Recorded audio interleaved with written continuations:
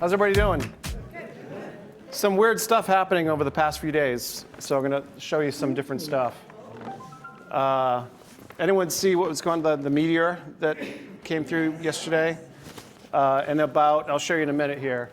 I won't jump ahead, but out of curiosity, how many people have seen Expedition Bigfoot on Discovery? Okay, good amount. And then Paranormal Caught on Camera, you guys seen that? Awesome. So we just finished the latest season, which they're starting to show now, and we're just waiting on the green light for the next season. So we're hoping that's going to come pretty soon. And I have the newest book in the back here. So all the books, the black one, the white one, those are two different Monsterland books. And then Interdimensional just came out in January, so that's $20. So that's discounted for you guys. This idea about aliens and UFOs is starting to ramp up even more. And we have some weird stuff that's happening with it. But one of the big things we've seen over the past year and a half is whistleblowers coming forward. And we'll talk about a few of those. But now we have The Age of Disclosure, which came out a couple months ago and immediately went to the top-selling documentary on Amazon. Had 35 different whistleblowers, including Senator Mark Rubio, talking about the idea that there are craft, there's been retrievals, the idea that the US, China, and Russia each have their own recovery teams, and they have a gentleman's agreement that whoever gets there first gets the technology. So we're starting to see that start to pick up some speed. Will we find out everything? Probably not. I do believe one of the reasons why we haven't had disclosure yet is certain things had to happen, but the idea is that these craft, these beings, have the ability to manipulate space-time. And so that's why you have missing time scenarios, you have all this different stuff that's happening. And what's wild now is there's a gentleman by the name of Chris Bledsoe who wrote a book called UFO of God. And this was, I think, a year and a half, 2 years ago when he came out with this book. But he specifically said, when Iran goes to war with Israel and the US, it's going to start happening. That the UFOs will start revealing themselves. We're going to start seeing more Bigfoot kind of stuff. And we're actually starting to see this now. And he's given a date in October of this year that there's going to be some sort of an event. So what we do have around the corner, June 6th, I believe, is Steven Spielberg's new movie is coming out called Disclosure Day. And all will be revealed. So Close Encounters of the Third Kind, which I consider one of the best alien movies ever made. E.T., a lot of people believe that he's been in the know and a vehicle to push this forward. Skinwalker Ranch, in my opinion, on History Channel is a part of the disclosure movement. It's a vehicle for that. So you have this starting to get ramped up even more. So what's really interesting is you had, after Trump announces to release these files, the top general in the Air Force, who's considered to be at the top echelon of the UFO secrets, disappears. With like 7 days later. Went for a hike in New Mexico, they're still looking for him. Another physicist, I believe, that was working at that same lab, she disappeared. And there's been an MIT plasma physicist that was found murdered. And there was another, I think, a Caltech scientist that was also taken out. Now, could this be stuff that's happening, pre-war kind of stuff where they're taking out people within our thing? We don't know. But it is alarming that this is starting to happen now, especially as we're trying to come out with this information. So this just happened yesterday, and we're going to tie it in a second. You guys know into Bigfoot, UFOs, and I do believe there's a connection between the two. Meteor season, like there's nothing that's happening right now, and it's very rare to see them during the daytime, and that large. And people have been seeing fireballs all over the country. And I'll show you a couple of clips. Some of these might be tough to see. So afterwards, go home, Google the different ones, and you can pull up the videos. You can find them on TikTok, Instagram. But something just happened March 6th through 10th, which hasn't happened since the 70s. Broad daylight, over 10 Bigfoot sightings during the daytime in the specific area of northeastern Ohio. the same spot a week later, which was yesterday, that this meteor blew up over. Within a 25 to 30 mile radius, it's actually happening there. That's weird. And what usually happens with this is, and I'll show you, you have the Kecksburg UFO incident, Fayetteville. Before they've had these sightings, and even afterwards, there were fireballs or strange lights, and then Bigfoot creatures would show up, or vice versa. So this is where that just took place. There's expected to be more sky activity, but some of the things that people are filming are not meteors. They're actually changing direction. So I'll show you one in a second here. But Kecksburg incident in Pennsylvania, 65, Chestnut Ridge in the 60s and 70s, all very similar type of action and different sightings that people are seeing within a short time frame in a small geographical area. So this is one from Red Oak. This might be really tough to see, but you can see that this thing is not moving straight across. It's actually starting to turn and change direction and put on a show. And it looks very similar to what my wife and I had seen about 5 years ago, which I talk about in the new book, which I'll share towards the end of this as well. This was on the 14th. I apologize. American airline pilot, 1,300 feet flying into Philly, a flying saucer flies right over there. So listen to her report here. Just went over us at about 1,300 feet. Is it a flying disc? Yeah, I'm not really certain what it was. Right, I'm not seeing any targets on the scope, but I'll let everyone inbound know. Thanks. Yeah, Tower American 3013, let's do 7 right. American 3013, Twin Tower, wind 320 at Niner, American 27 right. Clear to land, use cross previous round reported a flying disc at 1,300 feet. They said it flew over. Okay, clear to land, and we'll be watching American 3013. American 1837, high speed, kilo spot 6, contact ramp. Can you have any more specifics about that disc just for some reports? I really don't. It was black. That's it, unfortunately. Do you think it could have been a drone? It didn't look like it. Was it like frisbee sized or? Potentially, frisbee, disc golf, maybe a balloon. I don't know. It definitely wasn't a balloon that had air in it. Right. So we're having, sightings by trained commercial pilots. There was one a couple months ago, Rhode Island, Providence, one cylindrical-shaped object. So we're seeing all this stuff starting to ramp up, and this is what Chris Bledsoe said, that they're going to start revealing themselves to more people. More people are going to start filming this stuff. So it's an interesting time. But also what's happening, there's a tipping point right now in humanity with artificial intelligence. So with AI, and there's been a lot of talk about Anthropic declining the Pentagon's request to use them, and then OpenAI did it. A lot of the AI scientists don't know where AI is coming from. And so they're starting to use the term alien intelligence, AI. And we've heard NHI, non-human intelligence. So we're starting, I think, to come to this place. And believe it or not, there's also whispers that Epstein, the files, has something to do with UFOs and UAPs and everything that's happening now as well. Again, nothing to corroborate that, but that's what we're hearing from certain people. But one thing that did happen with the New Jersey drones back in December of 2024, for 3 years in a row in December, at Langley Air Force Base, where the CIA is, had drones infiltrating the base, hovering over the base. So this happened during this time period where Google's quantum computing chip called Willow achieved a calculation in 5 minutes that would take a classical computer, zeros and ones, 20 septillion years to calculate, which is longer than the life of our universe.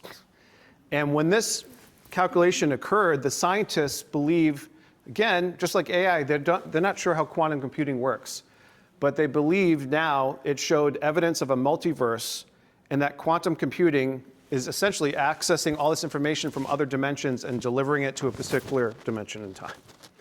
It's like, but this is the stuff that they're talking about now, and they're also talking about AI becoming conscious, right?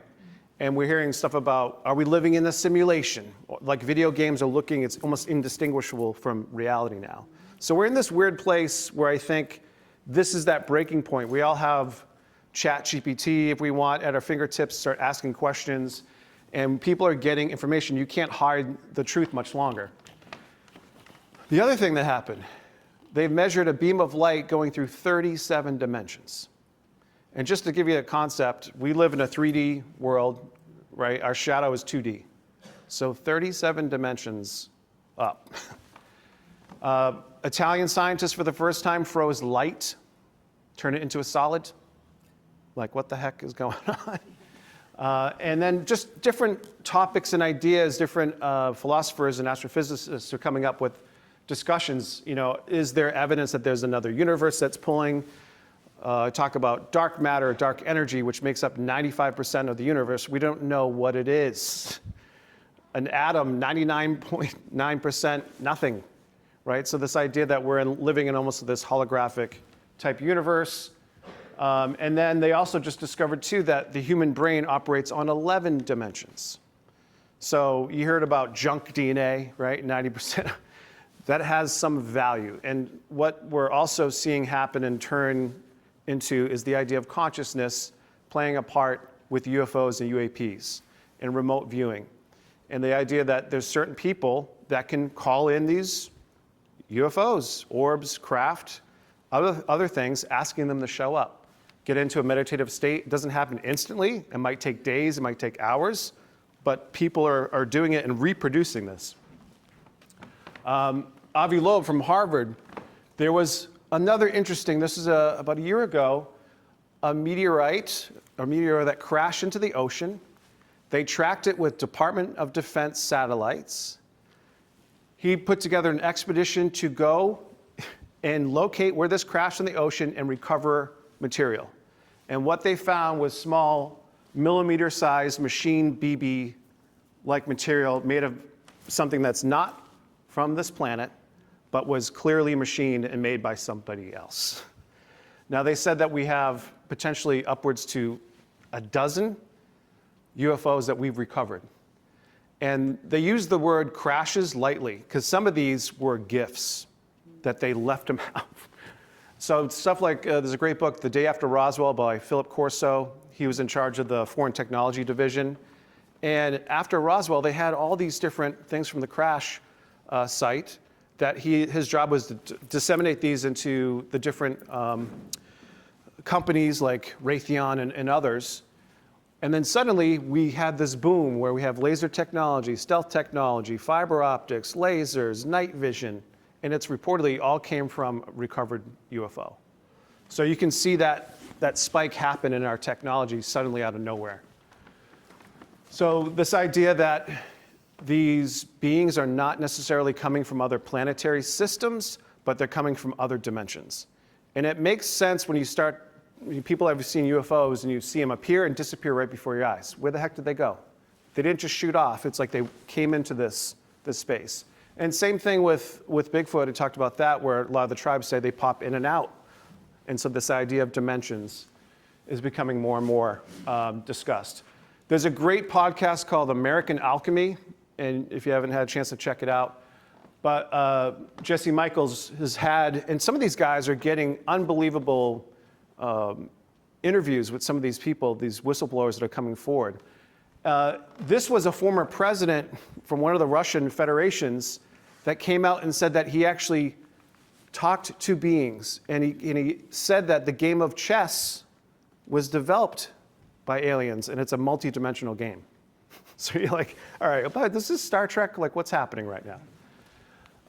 So if you rewind a little bit and you go back, you can start seeing people were coming forward, like Canadian Paul Hellyer talking about, yes, UFOs are real. We've had agreements with certain beings and all this stuff. Israeli security chief says that aliens exist and humanity's just not ready. So a lot of people believe that we've been spoon-fed throughout this time. And there's been a weird time frame for the past, this 80-year boycott of the truth.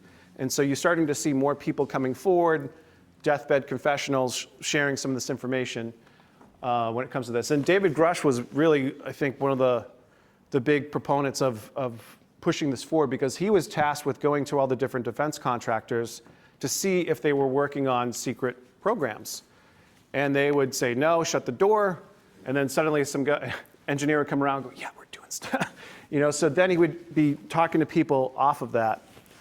So he got the attention of Senate and Congress and was the first to actually use the term interdimensional, to use the term transmedium.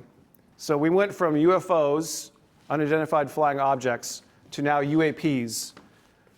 So unexplained anomalous phenomena. And why that is because they're seeing these things coming out of the water, coming out of the ocean, coming from space, going 80,000 feet to 80 feet in less than a second. That's bending physics. So we're seeing a lot more of this stuff that's starting to happen, and I think it's shaking people up to the point where we're not the apex. Our planet is covered in 70% water. We're in the minority here. Maybe there are, we hear about Atlantis. That's being discussed in a serious manner now because there's evidence of earlier civilizations, which I'll talk about in a second. Again, Army Colonel, May 21st, David Grush was supposed to speak at the SALT conference. He came forward and said, yes, aliens exist. They've been here for a long time. We've been interacting with them. And then we had, remember all those Chinese spy balloons left and right? We're shooting them down. So remember I said before that US, China, Russia have the crash retrieval teams. Well, apparently there was a spy balloon in Canada, and one of our jets flew into Canada and shot it down. But then we find out that it wasn't a balloon, but a long dirigible object, a UFO. So here we have it again, that we have stuff that's flying around, getting shot down and whisked away somewhere. Has everyone heard of the boogosphere? So this didn't really get picked up mainstream, percolated here and there. This was in Buga, Colombia. A metallic sphere was seen broad daylight flying around near this farm. It gets near these power lines and it drops to the ground. This farmer goes up and grabs it with his bare hands. It burns off his fingertips. And it has this crazy writing on it, and looked into this with ChatGPT and had it scanned. Doesn't have no connection to any known human script. It deciphers it saying that this is part of the source and almost like this protective network. And there's a guy by the name of Patrick Jackson from Scotland who wrote a book called The Sphere Network talking about these things. And two of the biggest times that people see UFOs, 4th of July and New Year's Eve. Both times we're having fireworks and we're outside. So it's something as if these things are attracted to the light and the explosions and they start to show up and see what's going on. Well, they brought this boogosphere to Jamie Masson, who's a ufologist in Mexico. He brought it to a university down there and they started testing it. And my friend Josh Golombeski works with Gaia, has a show called Cosmic Disclosure. Suddenly I see a picture of him holding the boogosphere in Mexico. I was like, what the? I texted him, and he went down there. They were doing a documentary filming about this, and Dr. Stephen Greer, many people may know, CE5 protocol, meditation, he was there. And Josh told me, so he's in the new book, I interviewed him, and he talks all about it. But essentially, he said, I went there expecting this thing to be a hoax, had no belief that this was going to be real, like there's some kind of art project, whatever. Get there, I see all the engineers and all the stuff that they already were working on and the tests they've done. This thing went from 10 pounds to 20 pounds while in captivity, while they were studying it, increased weight. So they were trying to figure that out. So it's operating on some other system. They found these microscopic fiber optic cables inside, almost put together at the quantum level. They then took resin from this and had it tested. Now, Dr. Stephen Greer, Josh Golombeski told me, he goes, Ronnie, he was with 20 people.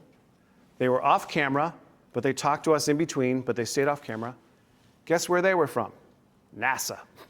They're taking this seriously. They were all there checking this out. Well, they took the resin from inside this sphere, analyzed it at the University of Georgia, and it came back 12,560 years old. Right around the time when they're talking about Atlantis.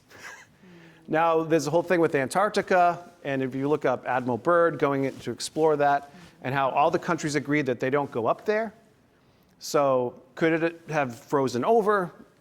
Could there be something else that's hidden up there? Nazis have talked about going up there as well. So there's a lot of other strange things that are happening that are coming undone. Be able to handle it. Right. There's this like protective complex, but then also too, I think when you are talking about these things, for a lot of people, I think that it kind of can rock your world a little bit in regards to where you stand in a faith perspective, and then also too, an aspect of, well, how do you even begin to explain it?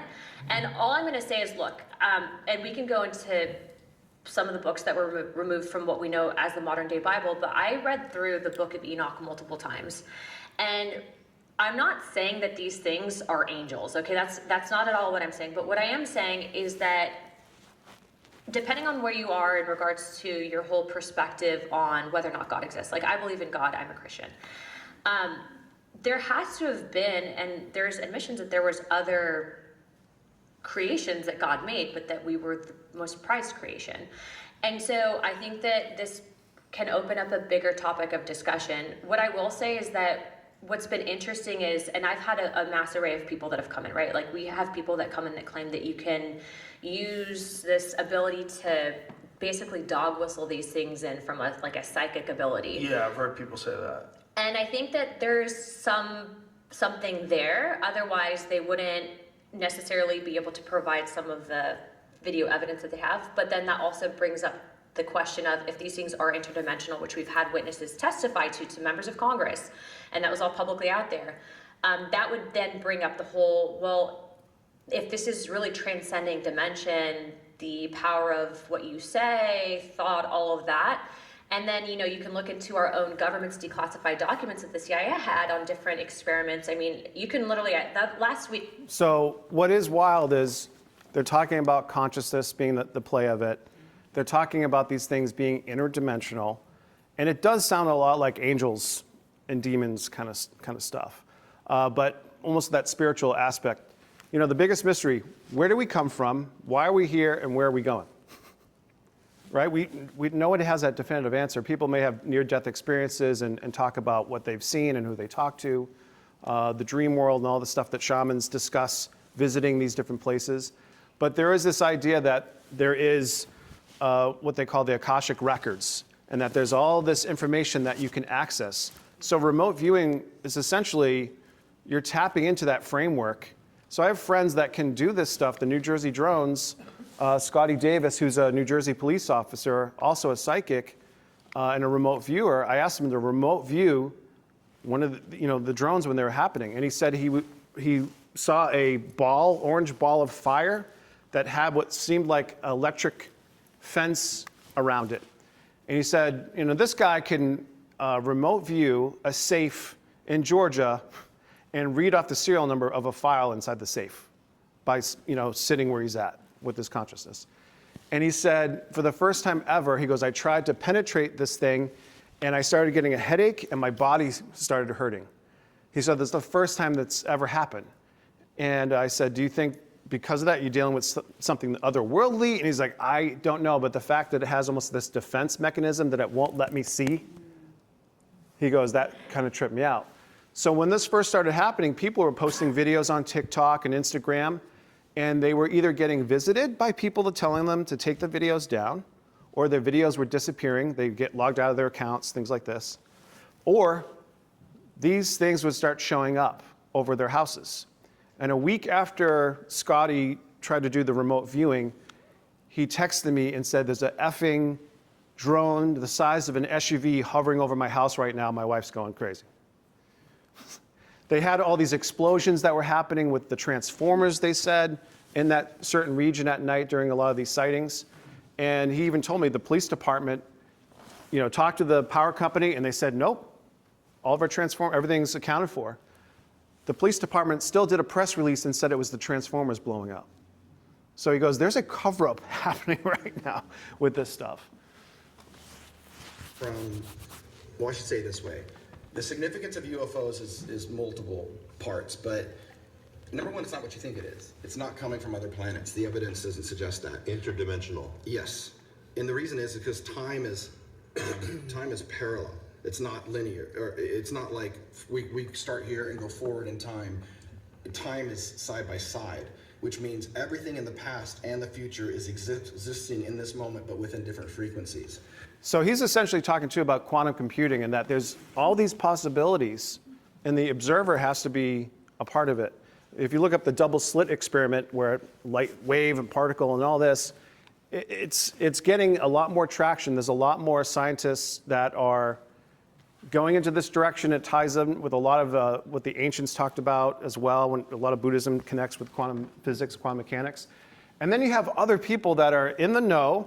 So all these different people that are coming forward, we have to remember that they're also working within the intelligence apparatus.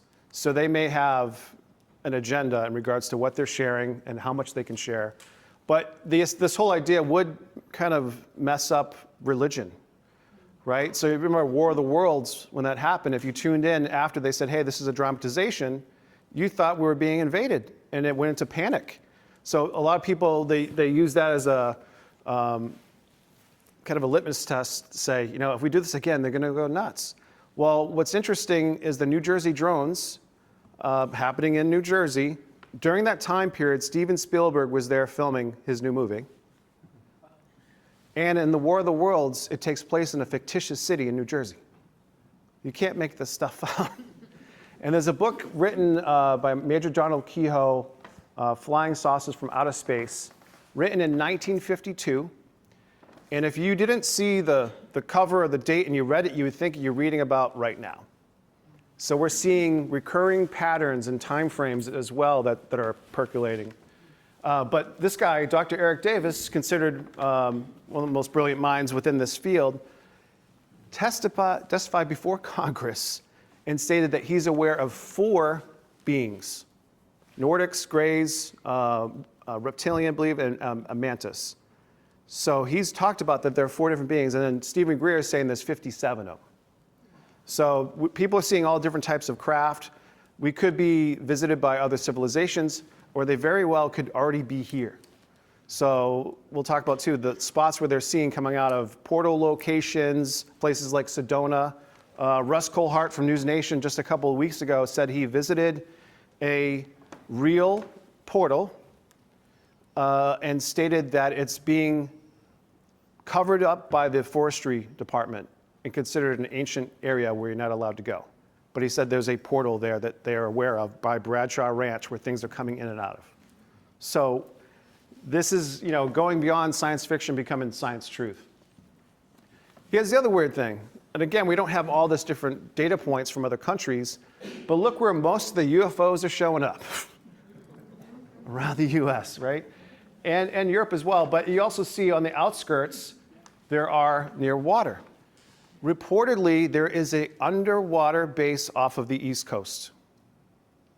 We're not sure where, but they're talking like New England area, like in that spot. There's also Catalina Island off of California coast. It's believed to be a base there as well because they're seeing these things come in and out of the water. So UFO sightings, and you type into, you know, just New England, and the green dots, those are recent reports. What's wild too is that I've had a lot of different experiences. You guys may have seen some stuff. You don't necessarily go and put it up on a database right away, right? You might have 10 stories and maybe you shared one online, if you did one at all. So this map is really not representative of what could really be out there in regards to what people have seen. Because every time I do these talks, presentations, I see more videos, I hear more stories, because once people feel like, all right, you're not gonna think I'm crazy. Let me show you this. And that's what happens. You start to, people are, I think, more willing to share their stories now, knowing that other people have been seeing the same things. And it is interesting as well that a lot of this stuff has happened, goes all the way back to childhood. And memories start to kind of come back that you're like, oh yeah, I didn't make that connection, you know. So witness reports, different drawings. When you think of UFOs, your mind defaults to a flying saucer, right, typically? The number one UFO or type of UFO or UAP that's reported is a sphere or an orb. Flying saucer, 5 down. But we have other ones too, fireballs, triangle craft, cigar-shaped, egg-shaped craft, ones that actually diamond-shaped, which we had hovering over West Boylston, the Botanical Garden in Worcester. Actually affected all the lights. I posted a video of all the lights down Main Street in Worcester started flickering like crazy after I had seen a UFO on my way there. And people have seen ones. There's a new group that has reclassified 8 different types of UFOs.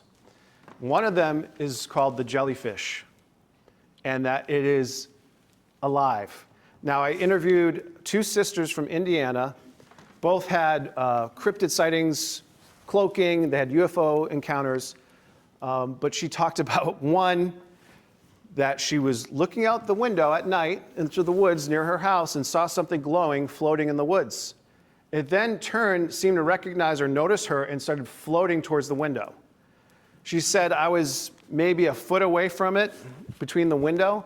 She said it looked like a Portuguese man of war, a jellyfish floating right before, and just a couple beats and then just floated off. And so people describe seeing this, and you hear about Hermes, as above, so below, this idea. And there's early reports too, strange reports going back, where people were reporting seeing what looked like jellyfish or balls of fire or different things in the sky. So this is not new, but it seems to be kind of reciprocating again. And the first documented UFO incident in the entire country is actually in Massachusetts. So Governor James Winthrop, this goes back to 1639. He had a friend that was with 3 other individuals. They're Charles River, and they were fishing. They started noticing this ball of light that kept on streaking back and forth across the sky. But then it got real weird where it would come down and turn into the shape of a swine or a pig and start running back and forth and then shoot back up in the sky. So they're watching this for about an hour. And after an hour of watching this, and they realize, all 4 of them, almost instantaneously, like, wait, how the heck did we get here? They were a mile away from where they originally were, and none of them had any recollection how they got there. So could be one of the first cases of missing time, which we see this over and over again with all these specific abduction cases where there's that element that's there. Really quickly, I had a friend, it's in the White Book, could talk about the whole chapter of Paul, and they used to call him the alien when he was growing up. And he was friends with Betty Andreasen's, one of her sons, and she's a famous abductee from Leominster and South Ashburnham. But him and his wife were driving back, I believe, from a wedding, heading to Gardner, and they're going through the back roads, and they came around the corner, and suddenly there's a gigantic rectangular craft, the size of an aircraft carrier, hovering over the hillside. So he pulls the car over to the right side of the road. They're in shock looking at this thing because it's completely silent. They're mystified, how is it hovering in the sky? They're both seeing it. And after a little, like 30, 40 seconds, a bright white flash of light, like instantly blinds them, and they're like, it was gone. The wife looks down at the car clock and says, Paul, we're missing 20 minutes of time. Paul then looks outside the window and goes, babe, we're on the other side of the road. They moved the car. In that split second, missing time, the car was now on the left side of the road, not the right. Basically to let him know, look what we can do. And Paul talked about having these experiences as a kid, his wife as well, and when they got together, it got amplified. They started having more experiences. So there are different places like Bridgewater Triangle, Monsterland, and there's other locations, Fitzwilliam, New Hampshire. There's a lot of weird stuff going on. There's a group of houses together, and they're all seeing the same stuff. And so you have these areas, and they're usually near these different quarries, quartz, granite. Where we live now, I live on Elm Street in Leominster. Doing it to myself, I always joke. But I just found out 3.5, 4 weeks ago, there's a Native American burial ground across the street. I'm like, explains a lot. Shoalin Farms, another area in Leominster. You can go apple picking, another considered sacred area. And we've had a lot of opportunities with the Aurora Borealis to go out and taking photos. So one of my daughters is a bit of a photog. She was taking pictures, and unbeknownst to her, she got a picture of a Tic Tac UFO while she was over there. Didn't see it, but after reviewing that, noticed it in the pictures. So there's been a lot of reports too of UFOs, UAPs over power lines in certain areas. Now, a lot of the power lines are at high elevation points. There were UFO sightings at those points before we even put the power lines there. So there's something to do with the geology or the fact that we're supposed to see them. But when I was young, started reading about this stuff, infatuated with all this, I had no idea I was living in a hot spot. I had no idea where this obsession was coming from. But here I am sleeping and there's stuff flying around. Because I had a friend, they had Fallbrook Farm, Apple Farm, 5 houses down from us. And he told me this after he passed away. His dad didn't tell a soul, aside from his son. But he would go on his porch at 4:30 in the morning with a cup of tea, sit in his rocking chair before he had to go start doing work, and watch UFOs come and hover over the power lines, charge up, and take off on a regular basis. And I was like, God damn, I wanted to see this. But you hear similar stories like that, and most people are not telling a soul. Like, I'm not sharing this with you. I don't want to lose my job. You know, I've had police officers, hey, here's the story, but you can't use my name. You know, they're afraid of losing. There's still ridicule and stigma when it comes to this. And then UFOs over water. Ivan T. Sanderson was a cryptozoologist. We later find out that he was working with the CIA, and they have interest in all this. He said that 50% of UFOs are seen coming out of, going into, flying away from, or flying towards water. And interestingly enough, the design of a flying saucer actually works well underwater aerodynamically. So Betty Andreasson, I had no idea about her until I started digging and reading about some of these stories. And I remember reading in the book too, it all started in Leominster, and I was like, ugh! You know, I'm like, what? Yeah. And this was 1944, she was 7 years old, and a marble-sized orange ball of light came into her dollhouse in the backyard and affixed itself to her forehead. And she started she thought it was a bee at first, but she started to receive telepathic communication. So she witnessed these tall Nordic beings, which are very reminiscent of angels, blonde hair, blue eyes, tall beings. Grays, metallic spheres, which we're seeing now, these orange orbs, different types of craft. All of her experiences, she discussed and shared that they were angelic and that they were positive and that she wasn't afraid. Her whole family was placed in suspended animation, which we'll show you in a second here. And these 3 gray aliens essentially came right through the doorway, materialized through the door. And this was right after they seen this orange ball light. Her dad was washing the dishes. This light was outside the window. He called Betty to come downstairs, and when she did, suddenly everybody couldn't move, and she started having these interactions. Betty Andreasson Luca, where, again, you have her she's frozen together with her family by Greys who come into the house. This is 1960s housewife. And her and her daughter, Becky, I believe, were both taken. And initially they're handled by the Greys, who freeze the family and abduct them from the home. But then they are brought to a place where they encounter these angelic-looking Nordic beings who proceed to tell Betty that essentially they're the angels and that the little Greys are responsible for writing down all the deeds of humans. They're like a mass surveillance system that keeps a record of everybody's life.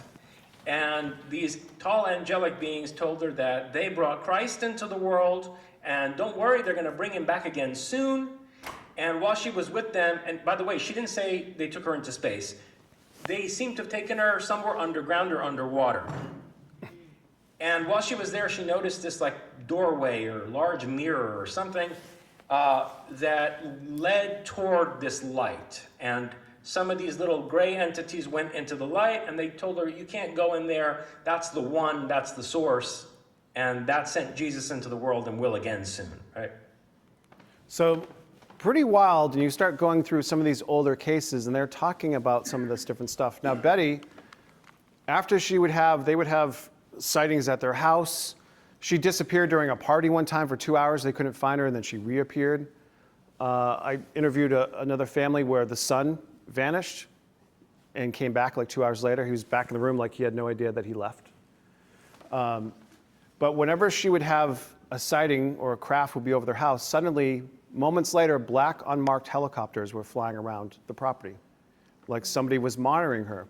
Now, I've had two different people tell me that Fort Devens, which is 5 minutes away from Monsterland, and in the vicinity where Betty was living, is that the CIA and the NSA were there. And that there was reportedly a recovered UFO with bodies that they were holding at the base. So that explains potentially why we're having a lot of different activity around these military bases with UFOs. It's not necessarily nuclear. It's probably because we have their craft and their friends and they're hovering over like we know what's going on. But what's wild too is her kids were getting made fun of in school, I believe National Enquirer, and so people were hearing about her. And so she moved several times, Fitchburg and then South Ashburnham. And she moved to South Ashburnham. The lady next door, little old lady living by herself in her 90s, started calling the police department saying, "There's flying saucers coming out of the reservoir." And they're like, "Yeah, she's going crazy." No, Betty moved next door. The activity was following her. And we find it also is hereditary, that there is a genetic connection to your lineage of them seeing stuff too, and it gets passed down. My first experience with these orange orbs was, interestingly enough, a lot of people talk about when they have a Bigfoot encounter or they have these different things, suddenly all this weird stuff starts happening, paranormal, UFO stuff. And that's what happened. We casted a print in Leominster State Forest, got us on Finding Bigfoot, led to the book being written. And a couple weeks before that episode was to come out, season 2, episode 2, I think it was, called Big Roadie. I'm coming home and there's these two orange balls of fire, one following each other. I look out the window and they're low enough that I can see them, and I roll down my window like, what am I looking at? And they were completely silent. They fly over my car. And when they did, I had this instant download that these things were intelligent, that there was something special or connected with these things, that these weren't flares, right? They intelligently controlled, fly over me, start heading towards Lunenburg. And I'm about 5 minutes from my house. And synchronicity will play into a lot of this stuff. If you're in the present moment and you're paying attention, you're going to get signs. People are going to come into your life or what have you. Things will happen. You have to pay attention. And so I get home. I tell my wife what I saw. I think she rolled her eyes, right? And I jump on my computer, and I was starting to do like some digging. And then I went on Facebook, and I noticed my friend Ryan Malahi was online, little green dot. And so something was like, tell Ryan what you just saw, because I know he's into this stuff. So I start typing, and I didn't give him the location. I just said, "Hey, man, I haven't talked to you in forever. I just saw 2 orange balls of fire fly over my car about 10 minutes ago. Do you know what these things are?" And he responds back in all caps, "Dude, you're freaking me out right now." He then says, "Were you just at the Leominster connector 10 minutes ago?" And I was like, "What?" I didn't even tell him the location. He goes, "I was there too. They flew over my car as well." I'm like, "What are you talking about?" He was sitting at the traffic light here. I'm driving this way. They flew over my car and then flew over his car. That's one. What are the odds that I reach out to the guy that just saw the same thing, right? And then this floored me because I'm a thing with threes. He goes, "We haven't talked in forever. Do you know what I've been doing for the past 2 years?" I go, "What?" He goes, "I'm a UFO investigator from New Hampshire." I'm like, oh my God. So it was like these synchronicity events that were coming together. And that first book, it was like, as soon as I'm like, where do I go next? Something would happen. And we start to see this. It's like, when you're ready, things will start being unveiled.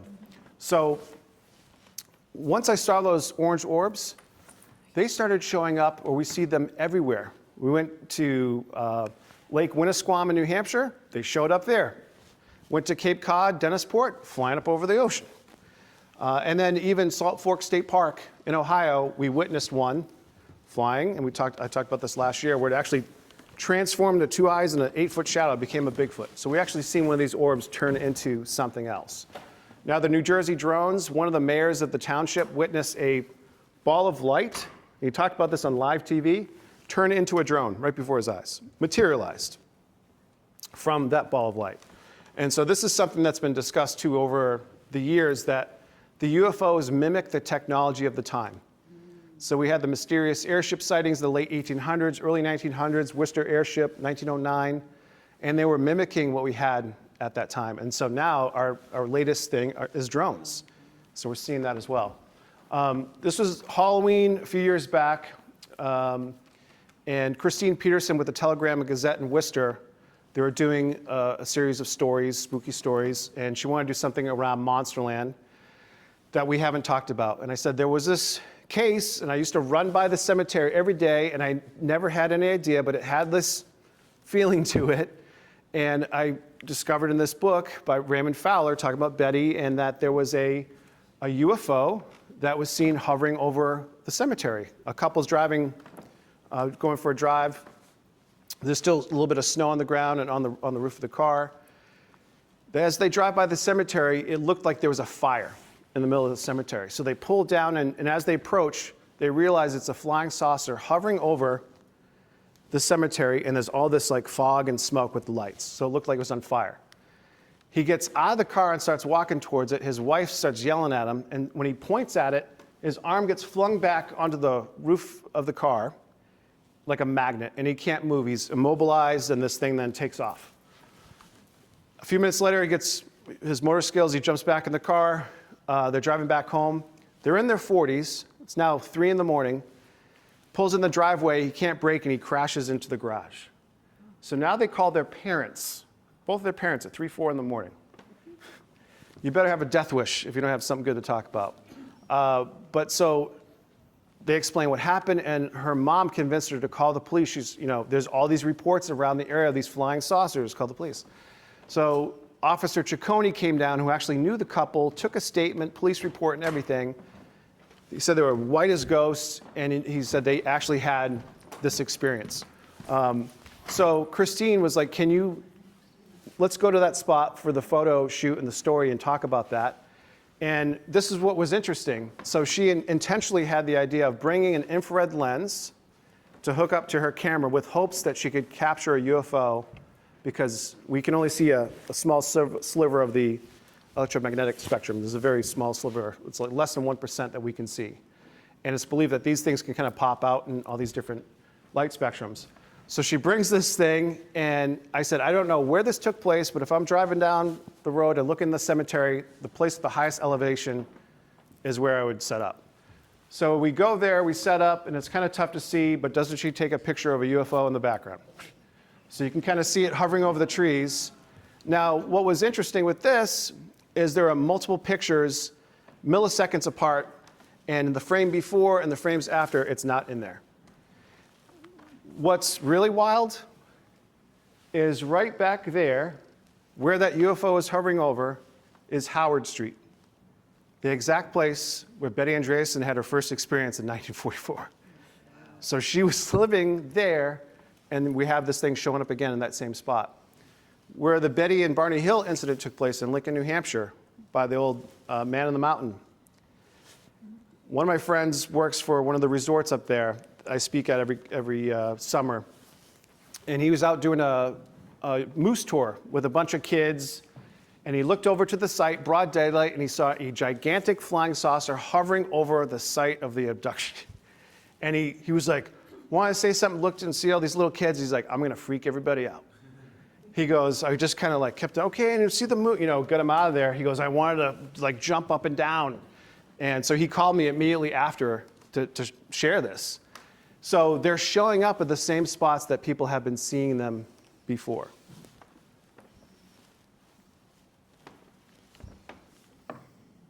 A newly released video tonight. Take a look at this. While at the Air Force, while on base, he witnessed a white ball of light hovering over the tarmac. He's having a cigarette watching this thing. It notices him and then comes over, hovers over him. And he said it instantly turned into a triangle UFO. He said, and he used the term, it manifested. It just appeared. And suddenly there was this orange plasma-like material that surrounded the entire craft that seemed to have some sort of propulsion to it. There's a gentleman by the name of Dr. Salvatore Pai. You can look him up, P-A-I-S.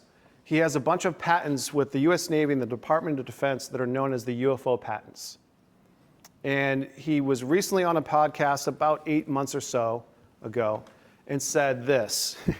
He goes, what if, we now know that plasma is the fourth, thing of matter.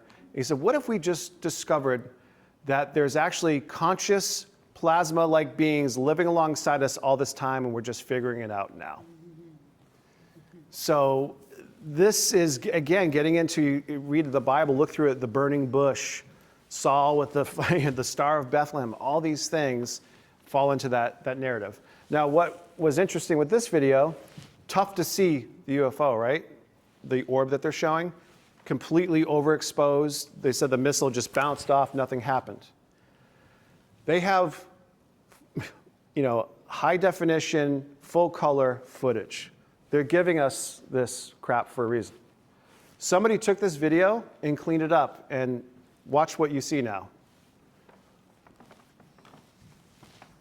Different format, and we're going to zoom in a little bit closer, take a couple of looks at the Hellfire making impact. It does indeed impact what appears to be the back half of this unknown object flying off the coast of Yemen. Right there it makes impact. You can see it knocks it off course, and as you're going to see, somehow or another, right there following the impact, these three objects appear in the sky following the primary. You didn't see them in the other right video. there. So the primary target turned into not only one, but 4 targets now. There's 1, 2, 3, now 4. It survived the strike.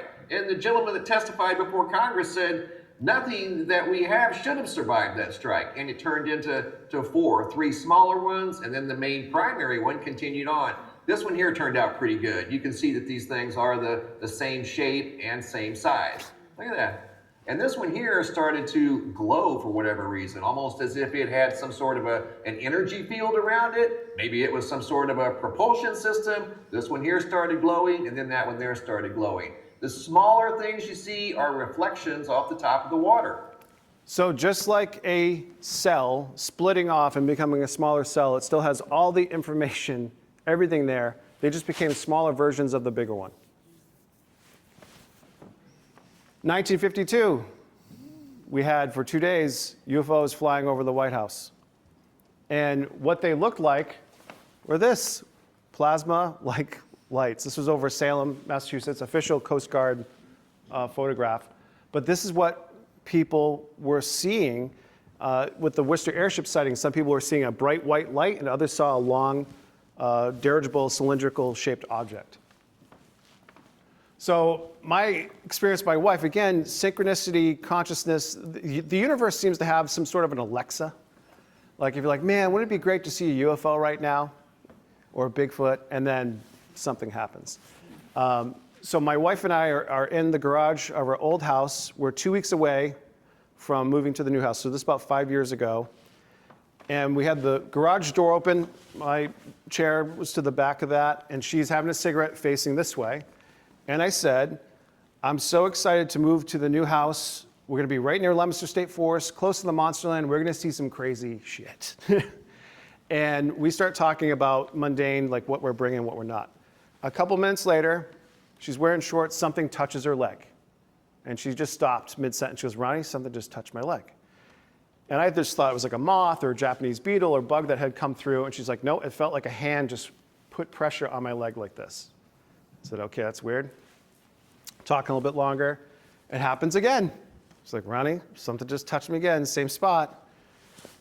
Then the third time, and she shot up straight out of her seat and said, okay, I'm officially freaked out. She goes, I'm getting, and this was her exact words, I'm getting weird fairy vibes. I just felt like feathers grazing along my leg. And I was like, you know what? I think someone's trying to get your attention, our attention. Let's go outside. So we got up, we walked out of the garage, walked a few steps, and we turned facing the house. And just like clockwork, boom, here comes what looked like this, from the earlier video from the Red Oak in Dallas, it looked like a fiery phoenix or a dragon flying in the sky the size of a school bus, longer than this room, and it was chasing after a green one, and they looked like dolphins swimming under the ocean, completely silent. We were dropping F-bombs, watching this, like, blown away. And I remember saying, are we on the set of a science fiction film? Like, what is happening? And so we see this, and as soon as they went out of frame, like they went beyond the trees, we're just completely in shock. But I got that feeling, stick around, there's more coming. And so we're scanning the skies, looking around, and I see this green, beach ball-sized ball of light, this orb, heading in the direction of those two Thunderbirds. And it's a little bit closer now that we can actually see inside of it. And in the book of Ezekiel, it says a wheel within the wheel. And I saw something spinning inside of this thing like a gyroscope. And as it comes by us, it seemed to be aware of us because it flared up, bright green, and then continued on. And then a few minutes later, here comes what looked like movements of a bird, a smaller version of those first two Thunderbirds, coming, white and blue, flying across. And so all this happened, boom, one thing after another, three things happening, and I was like, oh, this is gonna be wild. And so it was one of the craziest things that either of us have ever seen, and if you're listening, we'd like to see it again. So yeah, a lot of the drone stuff that's been happening, we noticed a couple months ago in Europe, they were shutting down the base in Norway, and all these different places we're seeing drones. And we're initially being told New Jersey drones that it was an Iranian warship and there were drones that were coming off.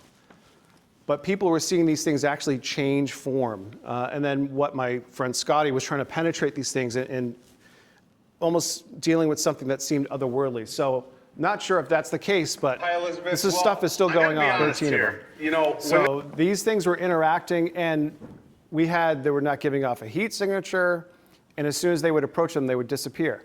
So they had something similar to this happen in Fort Devens in 1957. For 8 hours, they had 9 orange orbs, including a metallic sphere, hovering over the base. Now, this is the same base that reportedly there was UFO being held. As soon as they sent jets or helicopters up there to intercept, these things would disappear or fly off, and as soon as they landed, they would come back and hover over the base. And they also had a Bigfoot sighting on that base in the 90s. A military police officer witnessed one on the base somehow and then run into the Nashua River and disappear. So again, you have these overlays at these locations with strange cryptid creatures, Bigfoot, and these lights and UFOs.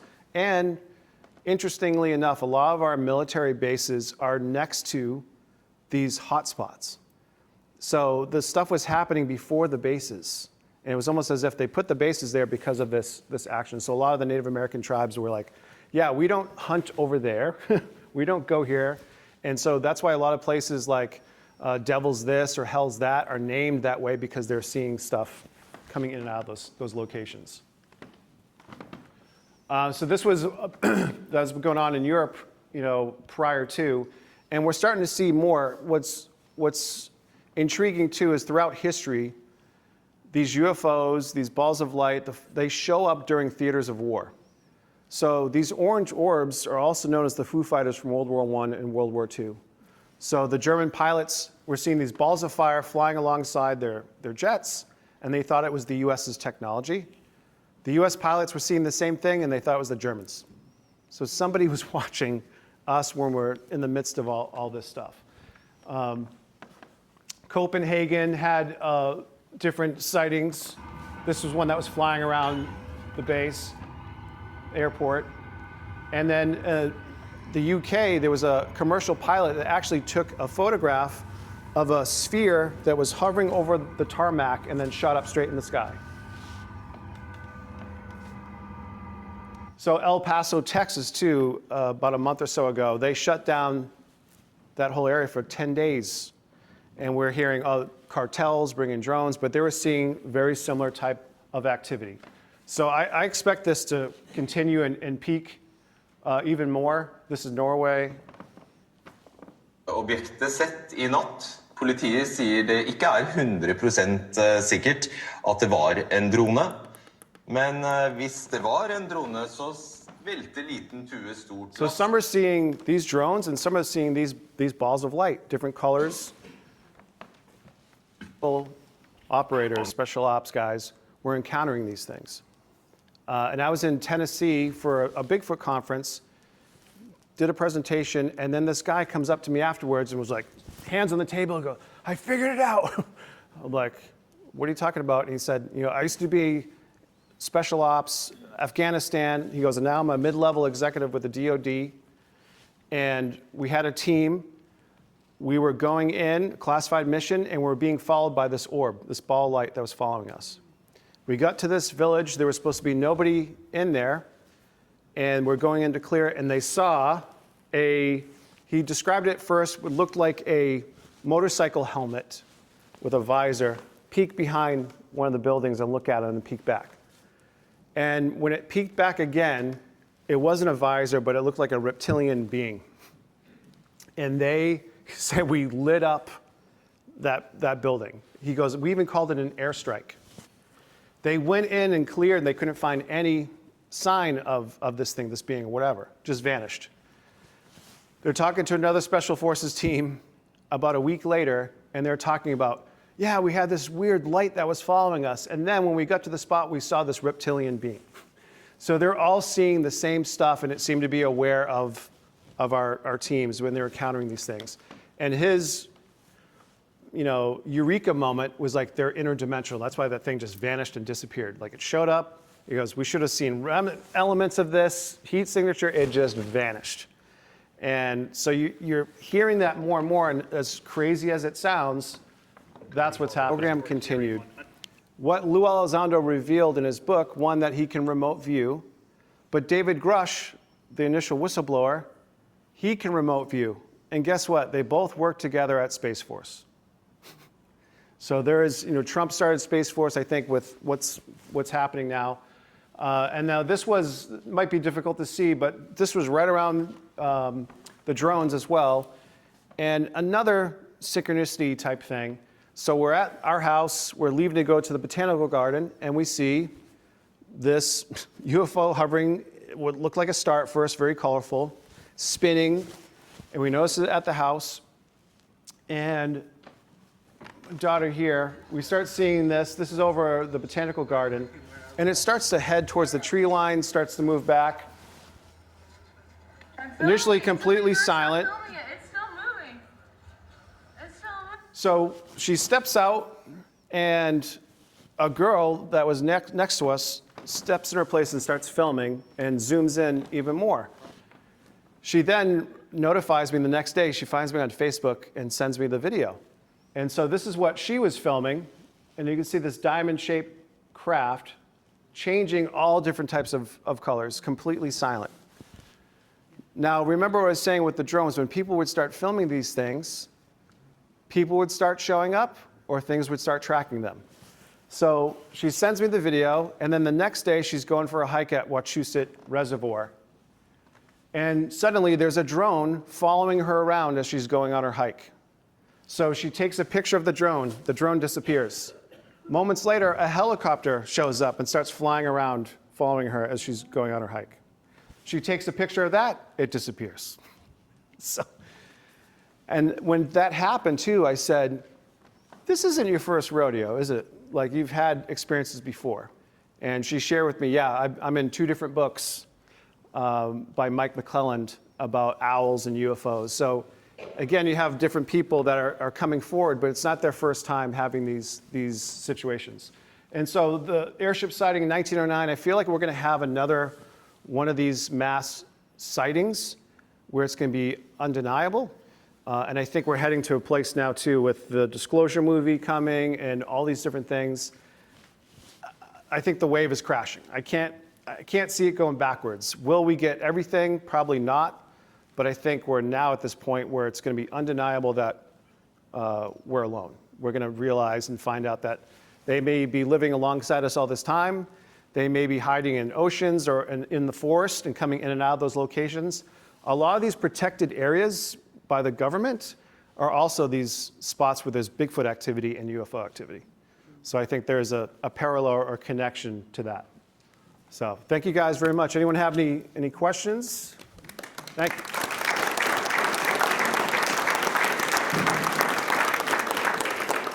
One, have fun sleeping tonight. Have you ever read or heard of, it was a book series, a short story turned into a TV series called The Children of Men? No. So the whole premise is, starts off with like humanity's dying off and the world's ending, and then it flashes back to the present day where there's something in space that's reaching out and contacting us, and we make contact and they don't see them until they're like, okay, we're comfortable with you, we've approached a few people, and now we're going to reveal ourselves, but just be wary, our image is not the most friendly. And when they finally reveal themselves, they're 8, 9, 10 feet tall, all red, devil's feet and horns. Yeah. And they literally look like the devil. And they're like, we've come to your planet before and you weren't ready, so we've come back and we're here to save you. We're going to give you long life and everything and make everything better. But in reality, they take our children, make us impotent, and take off with our kids and leave humanity to die off. Well, it's interesting that you say that, because the Virginia case in Brazil, my buddy James Fox is the director of the documentary, and apparently there was a crash, and there was a being that had red eyes and had horns, and one of the neurosurgeons, they actually came to DC with the whole team. The CIA denied 7 visas of a lot of these people to come, but this being, the neurosurgeon was fixing a gash on its head, and it started to communicate with the neurosurgeon telepathically and saying, like, the humans are stupid, you're ruining the earth, your spirit, blah, blah. And then moments later, the US military came in and grabbed the being and took off. And so that was one of these cases that a lot of people had speculated was fabricated, but now we have before Congress. So we're starting to see some of these older cases the light is being shed more on those. But there's a lot of parallels to these different stories, and even like the alien in Close Encounters, the gray-looking alien, looks exactly like the Nazca, Peru mummies. They put a side-by-side picture. It was almost like, hey, this is what it looks like. Put this in the film. And then you see at the end of that film, they're going into the craft, and that there was reportedly some sort of an exchange program. They left some here, we went, and so 2026 is already going to be wild to see what's happening. But yeah, I got to check that out. Yeah. Anybody else? Question? You said the Indians said they don't go in certain areas to go hunting because they knew stuff was going on. Yeah. Do you think, are these things evil, bad, or are they good? Should we I think it's almost like humans, right? Where you have good people, you have bad people. I think it's a mix of that. They would say not to like sleep under the stars, worried about being taken. David Paulides has a series of books called Missing 411 about locations throughout state parks, national parks where people are vanishing. These are also Bigfoot locations and UFO sightings. So I think there is parallels to that. It's also been reported that Bigfoot type creatures are in these areas where there's portals to protect people from going into them. So in Vermont, the Algonquin tribe, Glastonbury Mountain, they said there's a huge boulder that if you stepped on the boulder, you disappear. You're like, let me know where that is, so I'm not vanishing. But you hear about these folklore and the legends, and now we're starting to see the wow, there's something to it. Anybody else? Yeah. Yeah, I was, that when you talk about a plasma-like orb and it changed into a triangle-type craft. Yeah. Yeah, what do you think that is? Do you think that plasma, we don't really understand what it is?